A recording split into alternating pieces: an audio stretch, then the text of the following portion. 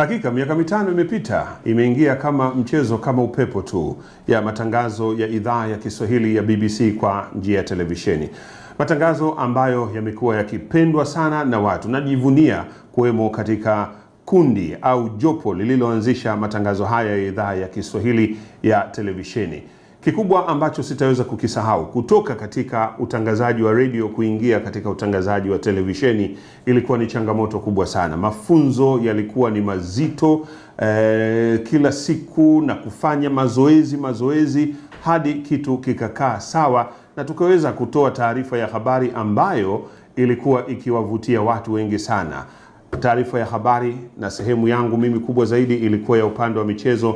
Hakika kitu kilichofanywa kazi kwa nguvu sana, ndiyo matunda yake ni hayo. Najivunia kuwa mmoja wa walioanzisha taarifa hiyo ya habari ya televisheni ya idhaa ya Kiswahili ya BBC London.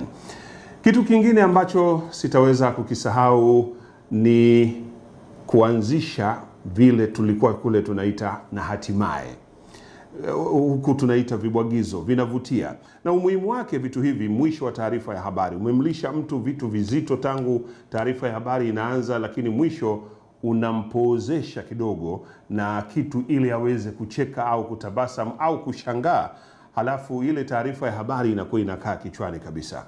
Hongera BBC idhaa ya Kiswahili, miaka 5 kwa kituo cha televisheni. Kitu kingine cha mwisho siwezi kukisahau, tukiwa pale tunatengeneza taarifa yetu ya habari, ghafla tutasikia mtu anaanzisha wimbo na wote tunaimba. Wenzetu wa idhaa nyingine wanakaa wanatushangaa, hawa Waswahili vipi?